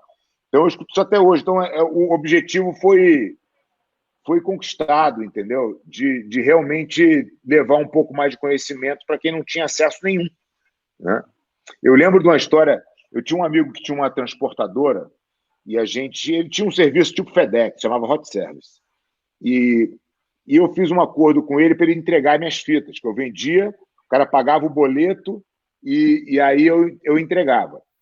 E, pô, o Brasil é gigante, né, cara? Então tinha cada hora um valor, era muito difícil de saber quanto cobrar do cara, porque tinha que pagar o frete e tal. E eu consegui chegar num preço com ele de um frete único. Então eu consegui embutir no preço do produto. E ele falou, cara, eu vou te cobrar um preço porque eu sei que a maioria vai ser Rio-São Paulo. E para mim é mais fácil e tudo bem. Então ele me cobrou um preço baseado no Rio-São Paulo. Rio-São Paulo não dava 10% das vendas. Era tudo norte, nordeste, Amazônia. Teve um cara que teve que entregar de canoa. Porque não tinha, no meio do Amazônia. Que loucura. Entendeu? E Rio-São Paulo, mal bem, cara, onde as pessoas tinham mais acesso, né? Então, o cara calculou errado e, pô, eu tive sorte. Não, ele subestimou, né? Isso aí... Pode falar, Diego. Subestimou o mercado, né? Ele achou que era só ali no... Quem tinha mais interesse, quem teria mais... Não, e eu também, eu não tinha a menor ideia que isso ia acontecer. Para mim, ia ser Rio-São Paulo também, eu achava que era isso. E como que as pessoas te encontravam naquela época? Produto, não... Anúncio em revista. Revista. Tatame, Gracie Mag, Tatame, Gracie Mag, todas as revistas eu anunciava. Ah, legal. Cara, tu tava à frente do tempo mesmo. Porra. Muito maneiro isso. Eu tenho... A primeira academia que eu vim dar aula aqui nos Estados Unidos, em Ohio, também não tem muito jiu-jitsu até hoje lá, tipo, na cidade de Toledo, tem 2 ou 3 academias no máximo, e o cara da academia tinha vários DVD também da antiga, tipo assim, ele não tinha mais fita, mas tinha uns DVDzinhos, tipo, do Xande. Pô, muita gente, cara, muita gente mesmo. Sim. Isso era maneiro. Foi uma maneira, cara, que ajudou muito a expansão do jiu-jitsu nos Estados Unidos, principalmente depois que começou essa questão de DVD. Até hoje tem, né? O Bernardo tem o BJJ Fenerics lá, o maior sucesso, vende um monte. Certamente tem um monte de gente que ainda usa isso como fonte de informação para dar suas aulas, e eu acho isso ótimo. A Trap trabalha assim também, a gente faz também um produto online aí. Fernandinho tem um curso com a Trap, eu tenho um curso lá, pessoal, é muito maneiro isso. Eu tenho uma pergunta aqui, voltando um pouco lá atrás, você falou dos livros e tal, que te ajudou a te moldar. Você tem algum livro para indicar que, tipo assim, que foi essencial na sua vida? Cara, eu tenho alguns, na real. O que eu acho da leitura é que ela depende muito do momento que você está, né? Eu acho que se você quiser ler algum livro no sentido de se melhorar, você precisa estar lendo aquele livro no momento certo. Então, tem alguns livros que eu li em momentos muito importantes para mim. Tem um livro que eu li do Dale Carnegie, que é o Como Fazer Amigos e Influenciar Pessoas, que eu li esse livro há uns 20 anos atrás. E ele foi extremamente importante para mim. Um outro livro que as pessoas de jiu-jitsu deveriam ler, que é um livro que parece bobinho, mas te ensina, principalmente nós brasileiros que não temos educação financeira nenhuma, é o Pai Rico, Pai Pobre. Livrinho, pô, fininho, rapidinho você lê ali e vai te dar uma visão real de como você deve tomar conta do seu dinheiro, né? E aí, hoje em dia, eu tenho lido bastante sobre a filosofia estoica, li a biografia do Marco Aurélio, li Meditations, que é dele também. Tem um cara, um americano, que escreve muito sobre isso, que é o Ryan Holiday. Ele tem um livro que chama Obstacle is the Way, Obstáculo é o Caminho, que eu acho que nesse momento que a gente está vivendo agora tem tudo a ver. E ele tem alguns outros livros muito legais. Você lê inglês e português, né? Eu leio os dois. Quando eu leio inglês, eu leio e escuto. E quando eu leio português, eu só leio, porque geralmente não tem o Audible, né? Então, eu leio as duas coisas. Eu tento, inclusive, ler a mesma quantidade que eu leio de português, eu leio de inglês, me ajuda um pouco no meu inglês também. O podcast, assim, né? Ou então o livro, o e-book, tá? O livro em áudio também, é a mesma coisa do que ler? Você acha que pega o mesmo conteúdo ou a pessoa tem que se adaptar e tal? Cara, o conteúdo é exatamente o mesmo, né? É um costume, né? O conteúdo, ele é exatamente o mesmo. O que existe é como você absorve esse conteúdo. O que acontece? Eu gosto de ler e ouvir ao mesmo tempo. Isso me faz me manter mais concentrado no livro. E a melhor coisa que você tem que fazer para fixar realmente o que você leu é escrever depois ou contar a história para alguém, né? Isso faz com que você realmente, quando você conta a história, quando você escreve, você bota ali a tua impressão e isso realmente faz você absorver mais o que você acabou de ler. E várias pessoas também, né? Várias pessoas vão se adaptar de forma diferente, né? Tem gente que é mais visual, tem gente que é mais áudio. Então, vai de pessoa para pessoa também, né? Eu gosto de fazer, cara, umas verticais nos autores, entendeu? Quando você lê, por exemplo, eu falei do Ryan Holiday agora, eu li os 4 livros que ele tem publicados, eu li todos. Aí eu fui para o Nassim Taleb, li todos os livros dele. Eu gosto de fazer o Michael Gladwell é um escritor que eu gosto, já li vários livros dele. Você começa a entender um pouco mais de como o autor pensa. Aí você vai no YouTube, procura o autor, tem várias entrevistas dele, você vai entendendo um pouco mais de como aquele cara pensa as coisas. Eu acho que isso ajuda bastante também. Mas às vezes um livro só não daria para entender, né, sobre o cara, mas você vai ler na biografia de todos, vai... Você até entende um pouco, né, da intenção do cara naquele livro, mas não te dá exatamente a visão total do que o cara está... Quando você lê o Taleb, por exemplo, ele faz referência num livro ao outro, né? Ele vai jogando, dependendo da linha do tempo que ele estava escrevendo aquele livro, então você vai relembrando que aquilo tem conexão, né? Que aquilo faz sentido dentro da linha de pensamento do cara. Outro livro também, né? Um pouquinho de estratégia. Um pouco também. Mas às vezes ele se refere ao que já passou até, entendeu? É só para você realmente fazer o link e entender como o cara pensa, né? Eu acho que isso que é o principal. O Fábio, o Max, assim, a gente fala, né, mas o Fábio, ele já entrou em várias, como é que eu posso dizer, tipo de negócio dentro do jiu-jitsu, né, Fábio? O Fábio já fez evento de jiu-jitsu, a aliança em si, né? Evento de jiu-jitsu, produtos online, antigamente nem era online, fita, empreendedorismo, começou a trouxe esse empreendedorismo na cabeça dos professores, e a gente vê que o Fábio é um cara muito... ele visualiza o que está lá na frente, né? Ele tenta, pelo menos pelo que eu vejo, ele já tenta estar alguns passos à frente. Acho que até do jiu-jitsu, né, Fábio? Tem que estar sempre à frente do adversário, né? De novo, se você olhar a vida pelas lentes do jiu-jitsu, isso é quase que essencial, né?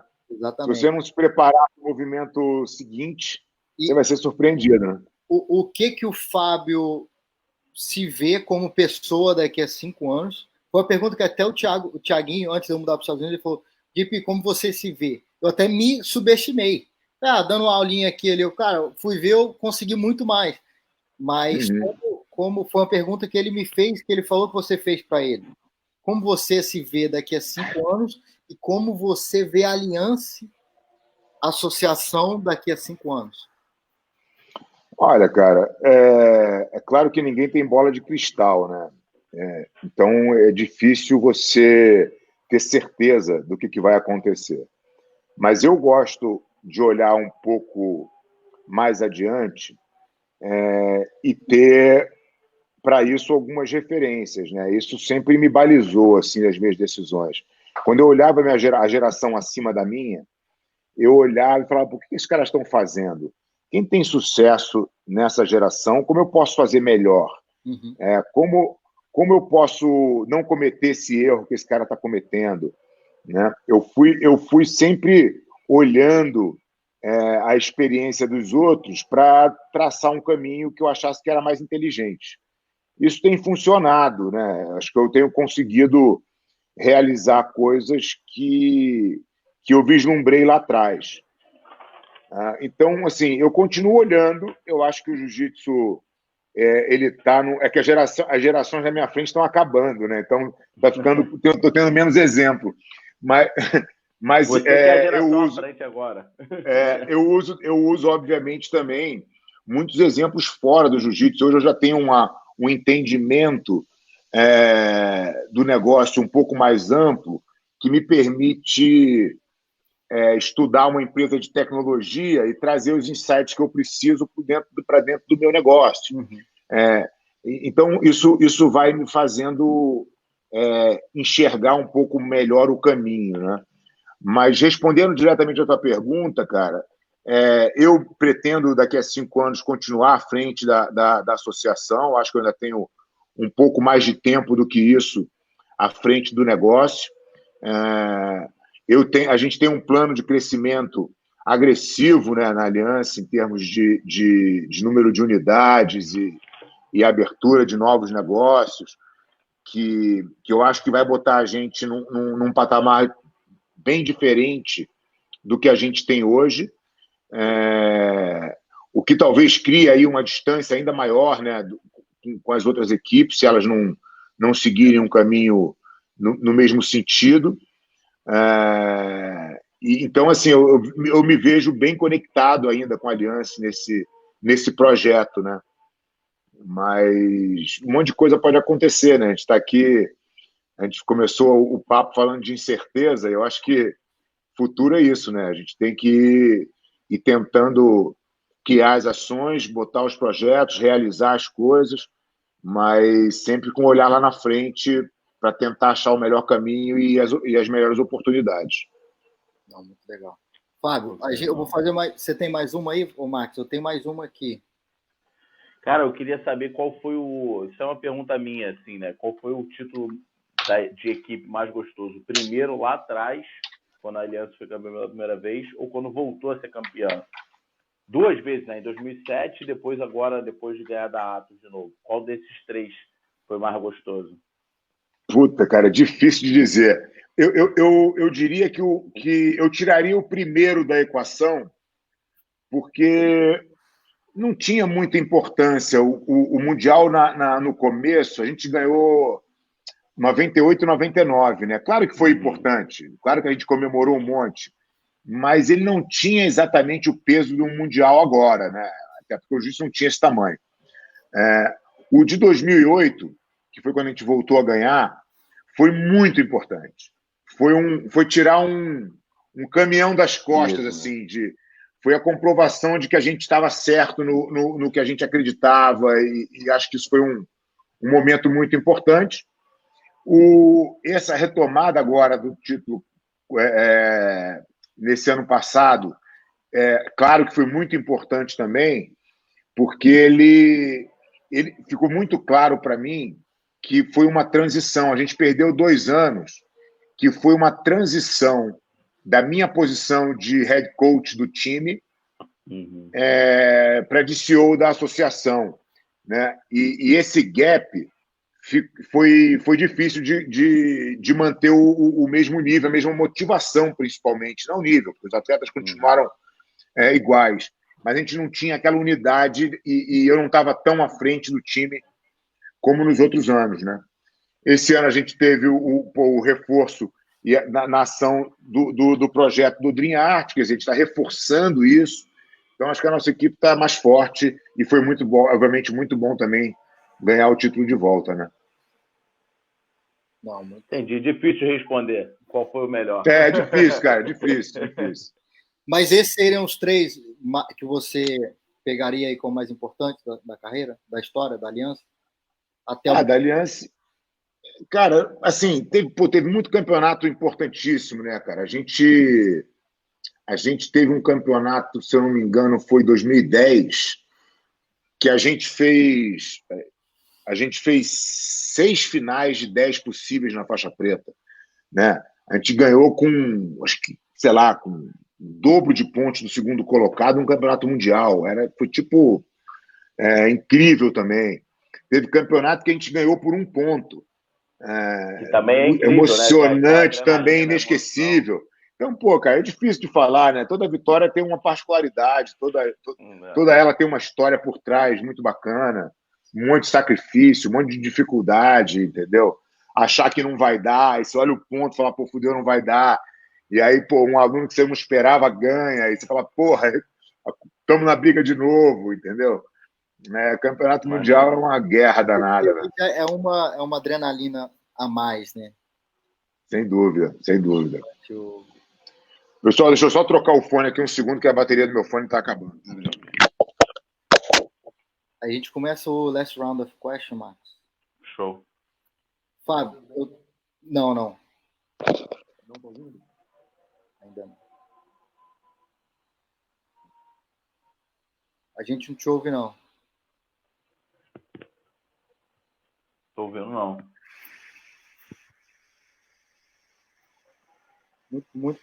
Muito aprendizado, hein, Marcos? Aumenta o olho aí. A gente tinha que pagar ele por isso. Espero que a galera fortaleça aí no curso, no galera. Compartilhamento, no like, no curso, tudo. Vai lá no Hotmart, o link está aqui embaixo. Tem um código de desconto, 70% de desconto, oportunidade. Eu vou aproveitar esse curso aí, cara. Você chegou agora. 70. O Bruno Baixo está na área aí também. Fala, Brunão. O Brunão tá em todas. O Bruno falou também que fez o curso do Fábio. A gente ainda não está ouvindo o Fábio, ele está ajustando lá o fone. Não.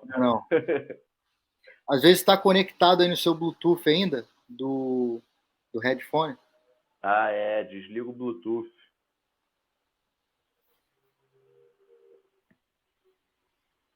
Mas a gente ainda tem, vamos ver se a gente consegue fazer o last round of question com o Fábio. Last round of question, as perguntas são boas.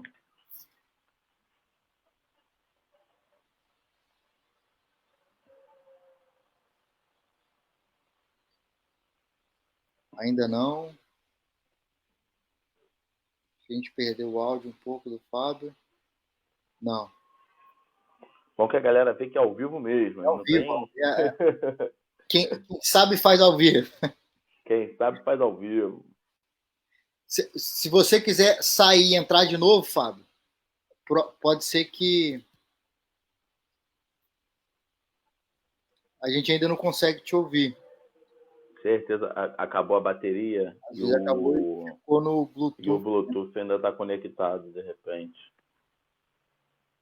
Só que eu acho que ele não está ouvindo a gente também, Ele está ouvindo a gente lá. Ele está ouvindo a gente. Tá ouvindo. Quer sair, Fábio? Pode sair e entra de novo. Eu te coloco de novo. Pode ser? Eu te tiro, você entra no mesmo link? Naquele link de novo?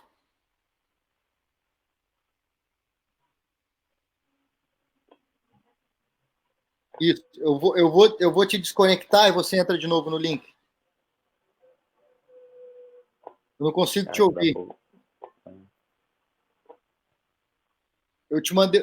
Aí ele deve voltar lá, Max. Cara, mas. Quem sabe faz ao vivo. Quem sabe faz ao vivo, galera. Obrigado por estar acompanhando. A gente vai tentar voltar com o Fábio aqui agora. Bom, por mim eu ficava aqui o dia todo trocando essa ideia. Muito aprendizado, né, Max? Muito, cara. Meu Deus do céu. A galera tá adquirindo conhecimento aí. Pô, maravilhoso. E a gente também, né, cara? Eu tô amarradão de estar tendo essa oportunidade, de estar trocando essa ideia com ele. Aê. Tô de volta aí. Estamos vendo agora. Eu acho que é aí, Fábio, que está em 2 tabs, ou no computador e no celular. Pode crer. Beleza. Vou fechar a outra. Vai voltar lá. Quem sabe faz ao vivo. Rapaziada. Depois vai estar editado lá no canal. Relaxa. Muito bola, não, galera. Eu espero que vocês estejam gostando. Comenta aí. Fala, Bruno. O Bruno tá na área com a gente aí, ô Max. O Bruno Bastos. Brunão tem que mandar uma pergunta aí, Brunão. Manda uma pergunta pro Fábio aí, Bruno. Não, show de bola. Ele falou aqui, professor Fábio, muito ídolo, né? Foi ídolo como competidor, head coach e agora empreendedor. Ele falou que fez os cursos que ajudou muito ele. Cara, eu vou adquirir esse curso aí também. Eu já sabia do curso já, mas como a academia já tem eu dou aula numa academia, né? Já tem o projeto montado e tal. Até que você deixou montado, então me facilitou bastante, mas eu preciso adquirir esse conhecimento aí, né, cara? Vamos entrar com o Fábio aqui. Fala, Fábio. E aí? Voltamos. Perfeito, estamos ouvindo. Tá vendo? Pô. Tamo. Desculpa aí, gente, a falha técnica Nada, aqui. Que isso.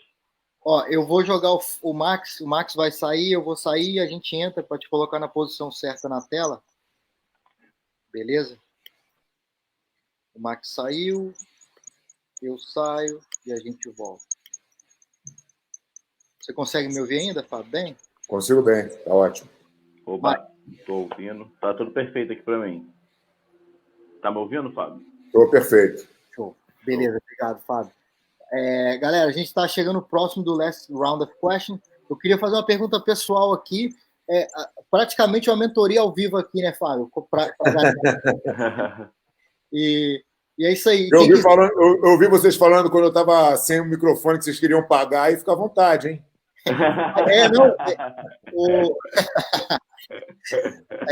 Aí, espero que a gente consiga devolver também no curso aqui, galera. Vamos comprar o curso. É isso aí. Com a gente, o Fábio.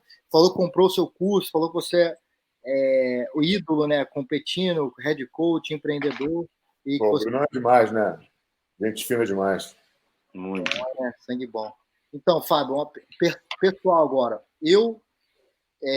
Quando eu comecei a estruturar a minha escola, eu pensei num modelo que eu conseguisse replicar do mesmo jeito. Quando o meu aluno entra na academia, a gente tem o cheiro próprio da nossa escola. O Max até vai lá, eu sou bem... tento ser bem particular com esse tipo de detalhe. Chega a ser metódico, chega a ser doido um pouco, às vezes. O jiu-jitsu não pode ser uma escola fedorenta, sabe? Eu tento... A pessoa chegar lá e falar, cara, não esperava por isso, entendeu? Já pelo cheiro, todo mundo chega e fala, nossa, que cheiro gostoso. E nada que atrapalhe também, nada que seja tão forte que atrapalhe o exame. Uhum. Mas eu tentei sempre pensar no modelo, como seria possível replicar, onde o meu aluno, quando ele entrasse na minha academia, na minha escola, e ele entrasse na escola lá na Califórnia, entrasse na escola no Brasil, ele tivesse a mesma experiência que ele teve e o mesmo sentimento que ele teve na minha escola, né? Como você falou, de metodologia, das cores da escola, do tatame, do cheiro, da forma que a pessoa que está na recepção conversa com ela, da forma que o professor trate o aluno. Então, assim, qual seria a dica para eu conseguir levar esse sonho aí e conseguir replicar? Qual seria a sua dica para que esse projeto fosse? Cara, eu acho que você está a ideia é exatamente essa, né? Eu acho que esse é o caminho. Você tem que transformar o seu negócio em algo replicável, Esse também é o maior desafio, né? Porque quando você sai da sua... Principalmente quando você falha em aula, você precisa ter professores formados dentro de uma mesma linha de raciocínio, né? Para que pelo menos a sua grande base fale a mesma língua ali para poder ensinar da mesma maneira e ter uma metodologia muito bem definida. Você precisa ter qualidade, né, nessa metodologia para que a tua escola seja, de fato, tenha excelência. Mas eu acho que o pensamento é esse, né? E quando você faz do zero, qual foi a nossa maior dificuldade, né? Quando a gente começou o nosso negócio, a gente já era uma equipe gigante. A gente já tinha um monte de academia. Aí, para você coordenar essas academias, fazer elas entenderem, claro que você não quer perder ninguém, porque todo mundo, mal ou bem, ajudou a construir aquilo, mas você precisa impor algumas regras, porque senão o teu negócio não vai para frente. Quando você começa menor, você consegue colocar essas regras de saída, né? Então, assim, isso já é uma vantagem quando você começa do início tendo a tua academia como modelo e só replicando isso da mesma forma, né? Então, acho que esse caminho pode ser um pouco mais, talvez, mais difícil de você ganhar um número considerável, né? Se você imaginar aí, falar em número de filiais, mas eu acho que você pode ter muita qualidade na sua filial. E isso é um pouco do problema que a gente enfrenta, né, por ser grande. Então, a gente tem que buscar a qualidade. O nosso processo acelera um pouquinho, volta um pouquinho, acelera um pouquinho, porque a gente não pode crescer demais, porque a gente perde o controle da qualidade. Então, e a gente não pode ficar só também apertando na qualidade, porque a gente gera crescimento nenhum. Então, esse equilíbrio aí é uma tarefa bem difícil de fazer. Quando você começa menor, eu acho que você tem que realmente ser muito rígido na questão de como você expande o teu negócio para que você tenha, de fato, a tua metodologia muito bem colocada, os teus princípios muito bem colocados, né? Qual é o valor, né? Qual é o seu porquê, né? Como já diria Simon Sinek, você precisa achar o porquê do teu negócio, por que você faz isso, e isso ser replicável. Se você conseguir fazer isso, perfeito. O sucesso é a próxima parada. É isso aí, Fábio. E continuando nesse assunto, rapidinho, eu tento estudar várias empresas fora do jiu-jitsu, né? Eu acho que assim, o nosso mercado do jiu-jitsu ele ainda ele é pequeno comparado com outras empresas, né? Com outros mercados. Eu tento entender o que outras empresas estão fazendo e eu vejo muito essa relação em criar uma marca. Ela tem várias empresas no mesmo segmento. Então, assim, seria possível um dia a gente ver. Eu penso muito nisso. Eu falo, pô, Max, às vezes criar um modelo diferente e é nosso também. Um modelo mais popular, né, que seria, no caso. Econômico, talvez. O modelo premium. Por exemplo, a marca, não sei se chegaria a um grupo acima, que teria a Aliança, e teria a outra academia gerada por esse grupo que é que é da mesma marca da Aliança, né? Assim, mas com outro nome, às vezes com um conceito diferente, alguma coisa assim. Eu não acho impossível. Eu acho que a gente não está nesse nível ainda, porque eu acho que a nossa missão ela é primeiro consertar o jiu-jitsu, né?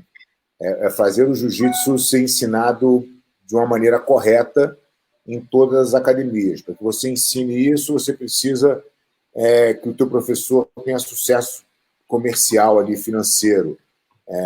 Se você sai desse modelo que seria, vai imaginando aí um modelo low cost para as academias, eu acho que foge um pouco do que a gente oferece, do que a gente entende hoje viável para uma academia ser lucrativa, pelo tamanho que o jiu-jitsu tem.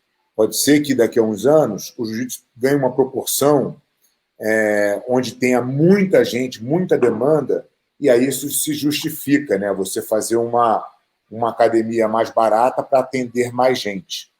Eu acho que hoje isso não tem muito fit, não, porque você montar uma academia para atender 500 alunos, é uma academia com estrutura cara, você tem que ter um espaço grande, e se você cobrar barato, essa conta não fecha, entendeu? E o modelo que eu falo, vamos supor, um modelo de franquias, por exemplo, que não seja aliança, né? Um modelo novo, que a aliança criaria uma marca ou algo assim, mas com o mesmo estilo de negócio, né? Então, eu não vejo impossibilidade, por exemplo. Hoje eu me vejo na condição de investidor, quer dizer, eu investiria numa academia de jiu-jitsu, né?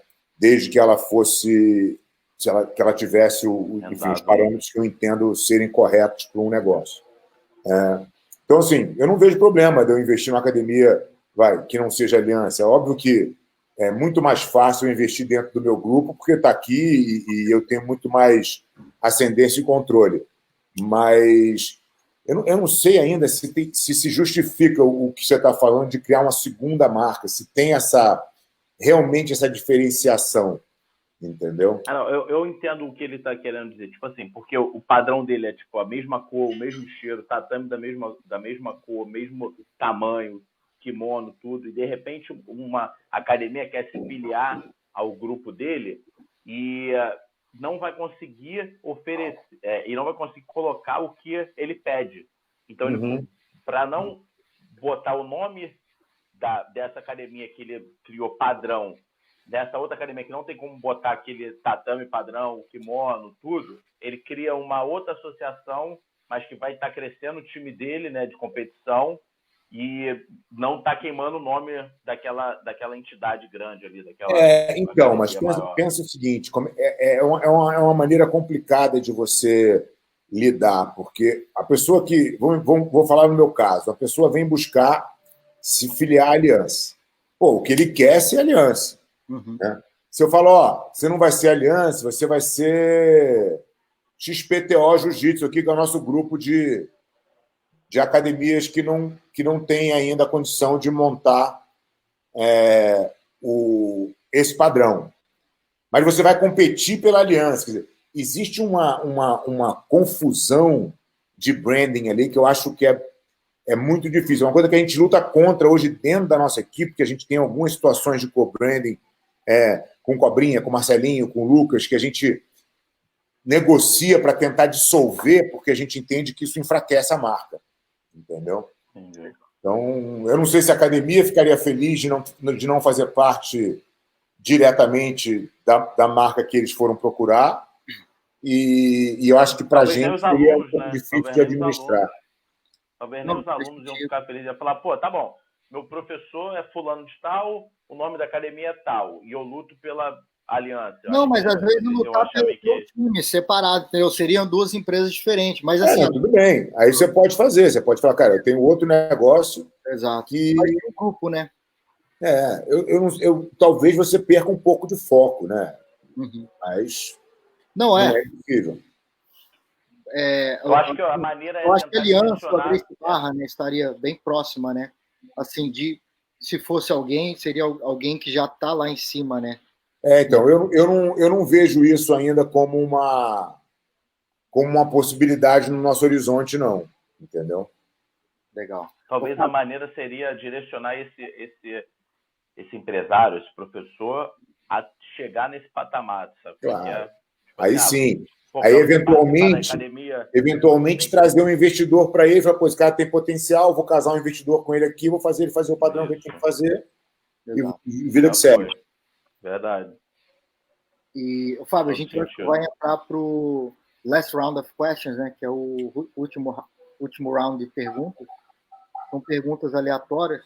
Eu acho que não sei se te perguntaram isso ainda, e pode ser que você precise pensar um pouquinho a mais aí.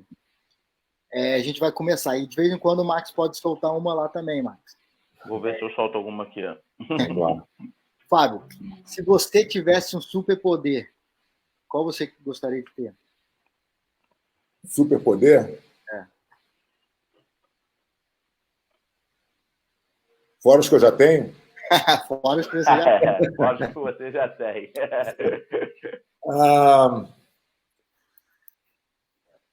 puta, difícil, hein? Invisibilidade. Tornar invisível. Show. Essa foi boa. E por quê? Por quê? Pô, imagina, você pode, a quantidade de coisas que você pode descobrir se ninguém estiver te olhando, mesmo. Liberdade que você vai ter por não dar satisfação para ninguém. Acho que seria É verdade. Seria um bom poder para ter de vez em quando. Tô aqui, tô ali, não sei, ninguém sabe onde eu tô. Pô, ninguém tá me enchendo o saco, entendeu? Show de bola. Atualmente é só desligar o celular, né? Mais ou menos, né? Melhora. Beleza, Fábio. Mas não é tudo. Se você fosse um super-herói, qual super-herói você... Sem ser o Fábio. Se eu fosse super-herói... Sabe que eu nunca tive muita adoração por super-herói nenhum, né, cara? Assim, engraçado isso. Eu sempre escutei, sempre vi dos desenhos animados e tal, mas nunca foi uma coisa que eu tivesse realmente uma admiração muito grande por nenhum, não, porque todos eles tinham um ponto fraco, né? Eu achava que eles não eram tão completos assim, entendeu? Tão heróis assim. Tão heróis assim, sei lá, vamos... Sei lá. Não pode ser o vilão, né? Não pode ser o Coringa. Pode ser o Coringa, pô. Pode ser o Coringa. Não, mas não tem nada a ver comigo. Não tem nada a ver comigo o Coringa, não. Deixa eu pensar aqui, cara. Quem que seria o... Tem tudo a ver com o Homem de Ferro. Homem de Ferro? Eu nem sei muito o que o Homem de Ferro faz. Sabe o desenho que eu mais gostava quando eu era moleque? Você acha que você não vão nem conhecer, se não era da geração de vocês, chama Verculoides. Os caras tinham um Homem-Pedra, era uma família muito... Eu lembro mesmo? Né? Não lembro de assistir, né? Mas eu lembro de... Era o nome, né? Mas, sei lá, vamos deixar o famoso Batman. E o Batman é um cara normal, né? Assim, ele acabou... de certa forma, era.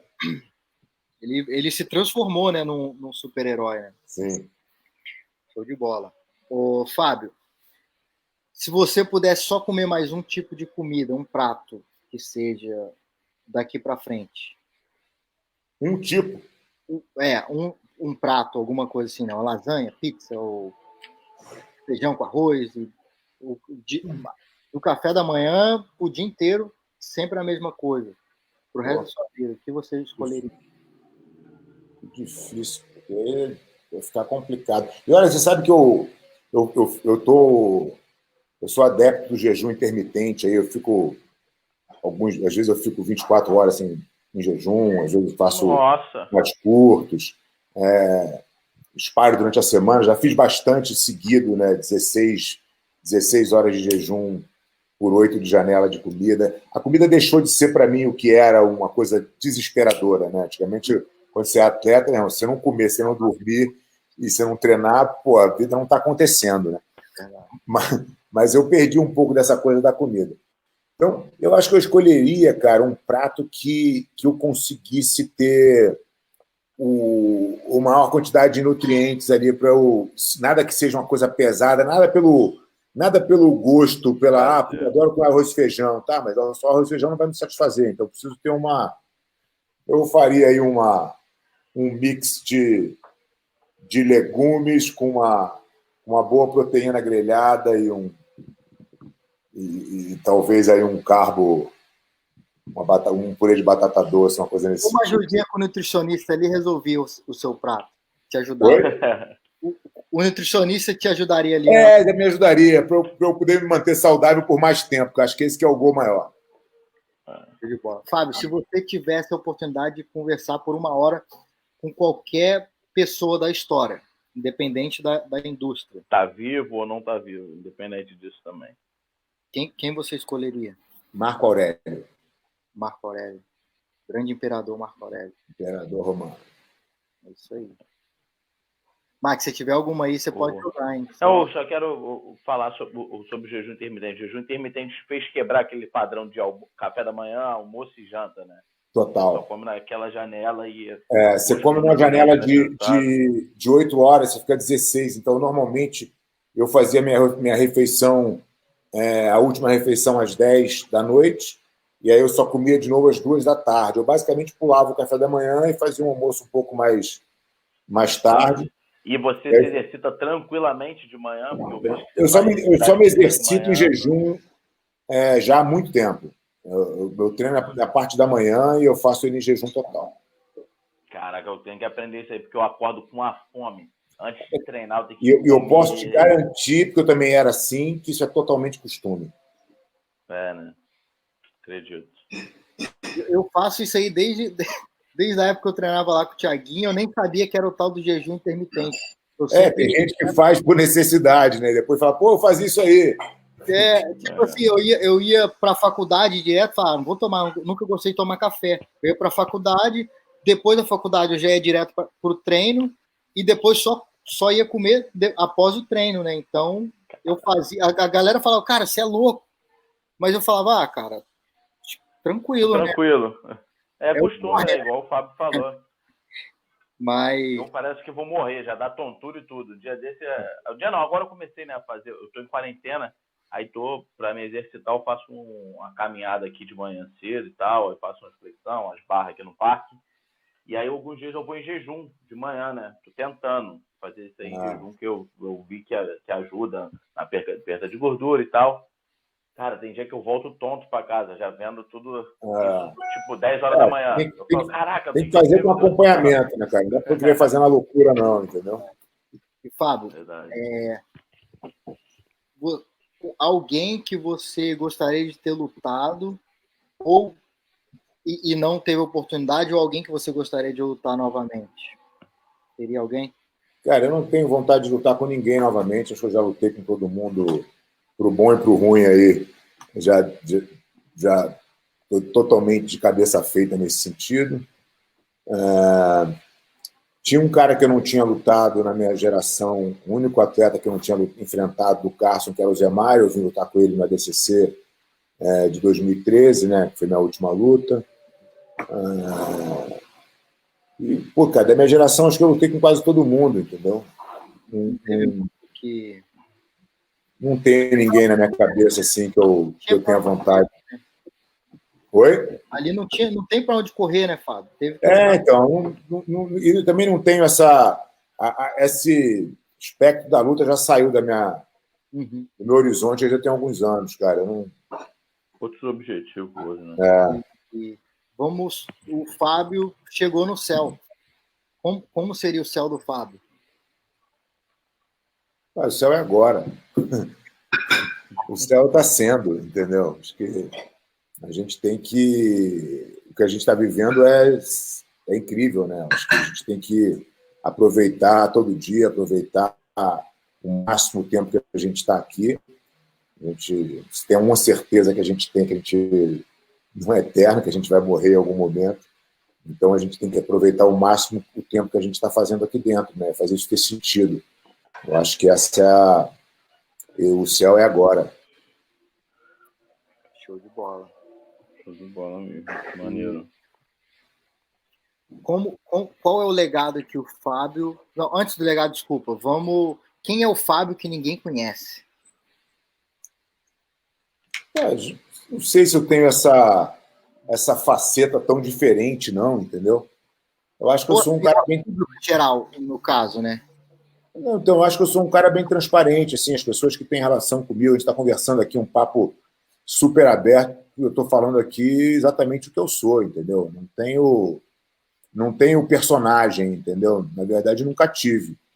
Então, as minhas posições são as minhas posições, se gostar, legal, se não gostar, paciência, né? Não estou muito preocupado em agradar todo mundo, né? Acho que eu sou o que eu sou. Quem me conhece não vai encontrar nenhum cara diferente, não. Não já tem nem procurar.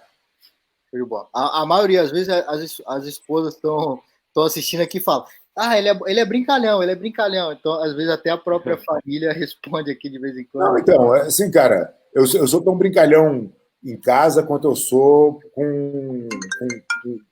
fora, entendeu? Eu sou um cara bem humorado. Eu acho que você tem que olhar a vida de uma forma leve, entendeu? Ao mesmo tempo, eu sou extremamente comprometido com as coisas que eu me proponho a fazer e exigente com resultado, com retorno. Então, quem trabalha comigo tem flexibilidade, tem espaço para errar, mas tem que entregar, né? Também. Tem que entregar. E qual é o legado que você quer deixar, Fábio? Cara, eu gostaria de terminar essa jornada com uma marca no jiu-jitsu, né? Que foi a coisa que eu escolhi fazer na minha vida, tendo relevância dentro do nosso meio, tentando melhorar, né, a condição das pessoas que escolheram, como eu, viver disso. Eu acho que se eu conseguir ajudar as pessoas nesse sentido, eu acho que... Porque, assim, eu acho que a parte competitiva ou como treinador, isso está aí, a história está aí, eu não preciso, né, ficar repetindo, mas eu acho que se eu conseguir realmente impactar mais gente através do jiu-jitsu, né, conseguir levar minhas academias mais longe, eu acho que tudo isso vai fazer parte do meu legado no final, e se eu conseguir fazer tudo isso, eu vou estar satisfeito. Fábio, é isso aí. Muito obrigado pela entrevista. Valeu. Com a gente. Essa mentoria ao vivo aí, quem assistiu ao vivo, com certeza aprendeu muito, e quem está assistindo aí essa entrevista depois do gravada, né? Vai poder voltar e aprender muito. Novamente, Fábio, a gente vai rever o curso aí para a galera aqui embaixo. Legal. Que são vários cursos, né, Fábio? Aproveita lá, tem o Viver de Jiu-Jitsu e o Metodologia, que estão em promoção de 70% os dois, acho que vale muito a pena. Tem um engatilhado aí, né? Oi? E tem um engatilhado já para sair. E tem um, quando a gente voltar aí da quarentena, a gente vai lançar esse aí, que acho que vai ser o mais legal de todos. Mas são assuntos diferentes, um não conflita com o outro. Agradecer vocês aí pela atenção, pelo carinho, João e Max, a entrevista foi muito legal. Espero que a turma tenha curtido aí também. E estamos juntos, precisando de mim aí, é só chamar. Obrigado. A gente que agradece. Está assistindo a gente dos Estados Unidos, aproveitar o dólar também, né? Aproveita que o dólar está mais alto. Tá facinho, velho. O dólar tá facinho. Quase 6 contos dólar. Aproveita, rapaziada. Aproveita. Fábio, muito obrigado pelo seu tempo. Valeu, gente. Forte abraço. Tamo junto. Valeu, galera. Brigadão.